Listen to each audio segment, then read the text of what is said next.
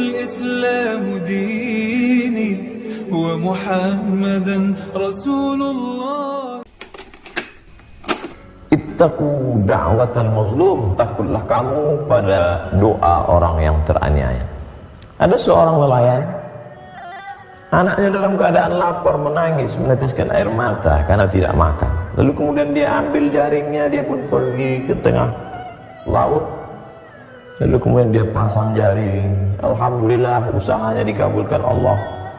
Senang hati melihat seekor ikan besar, lalu dia pun bawa pulang. Terbayang anak akan menyuap, hilang letih, hilang lelah, tetes puluh keringat dan air mata. Karena nanti anak akan makan nyaman, tenang, perut kenyang, anak akan tertidur. Hilang lelah melihat senyum anak tertidur pulas. Tapi ternyata itu hanya sebagai mimpi semata. Karena di tengah perjalanan saat dia tenteng ikan, ada seorang raja penguasa yang ternyata suka melihat ikan ini. Pengawal, ambil ikan. Oh Tuan Raja, ini untuk anakku yang sedang lapar. Ternyata orang-orang yang punya kuasa ini ada kenikmatan. Sebenarnya nikmatnya bukan saat makan ikan itu, tapi saat merampas ikan itu dari orang yang lemah. Nampak kezalimannya, menunjukkan kuasa terhadap orang yang hina. Ternyata ada kenikmatan tersendiri bagi mereka yang punya penyakit luar biasa. Nikmat kekuasaan berubah menjadi azab yang luar biasa. Ambil ikannya. Mau tidak mau, suka tidak suka, nelayan yang lemah, tak terbayangkan bagaimana nanti dia akan pulang ke rumah dalam keadaan anak lapar, menangis, meratap. Tapi itulah kenyataan yang harus dihadapi. Apa yang terjadi? Ratu senang melihat ikan besar. Ini ikan besar, ya, ikan kesukaan Tuan Raja. Ikan menggelepar, takdir berkata, taring ikan mengena ke ujung jari raja. Tiba-tiba saja raja merasakan sakit yang luar biasa. Dipanggillah tabib, dokter, untuk melihat apa yang terjadi. Ternyata racun dari ikan beracun, sudah masuk ke darah dan sudah mulai terasa. Lama kesembuhan tak juga tiba. Bagaimana ini tabib? Bagaimana ini dokter? Nampaknya tangan Tuan Raja harus diamputasi. Tidak ada obat lain, tidak ada. Akhirnya jari harus hilang. Tapi ternyata nyerinya tetap tidak hilang. Jari sudah hilang karena dia bukan berada di jari, tapi sudah masuk ke darah. Kalau begitu harus dipotong sampai ke pergelangan. Nauzubillah, menyakitkan, mengerikan, menakutkan. Tapi ini harus dilakukan.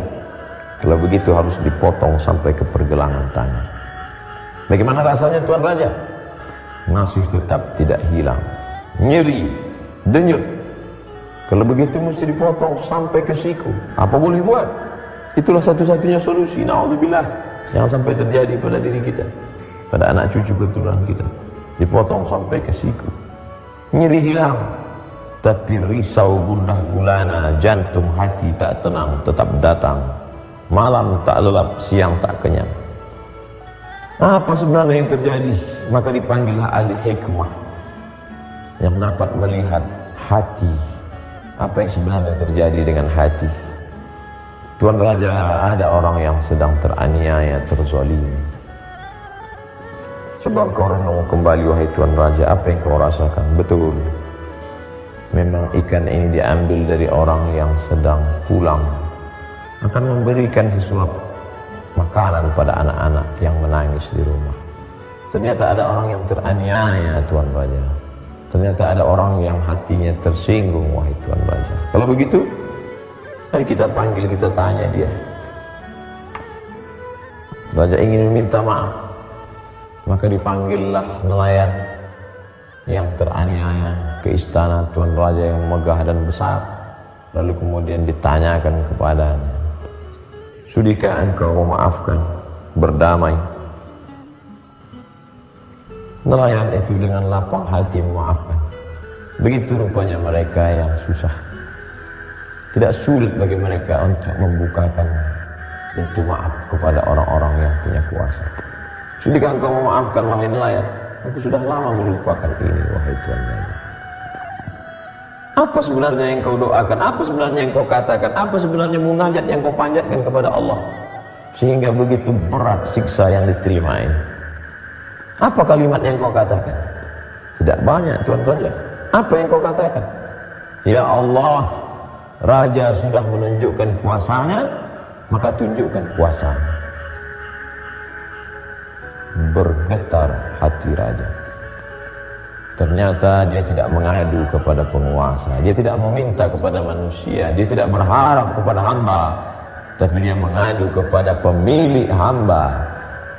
Qalbul mu'min baina asabi'ir rahman, hati seorang manusia berada dalam genggaman qudrat iradat kuasa Allah Subhanahu wa taala. Mengadu kepada manusia kecewa, mengadu kepada kawan esok dia akan berubah menjadi lawan. Mengadu kepada penguasa boleh jadi akan sia-sia, tapi mengadu kepada dia yang tak pernah mengecewakan harapan dan munajat serta permohonan dengan satu kalimat, ya Allah, Raja sudah menunjukkan kuasanya, maka tunjukkan kuasamu ya Allah. Ikan juga lemah, tapi ternyata gigi taringnya mengandung bisa. Bisa itu masuk ke darah, masuk ke dalam tulang. Begitulah Allah membalas. Ittaqu da'watal mazlum. Hati-hati, waspada terhadap doa orang yang teraniaya. Mudah-mudahan kita tak pernah menganiaya orang.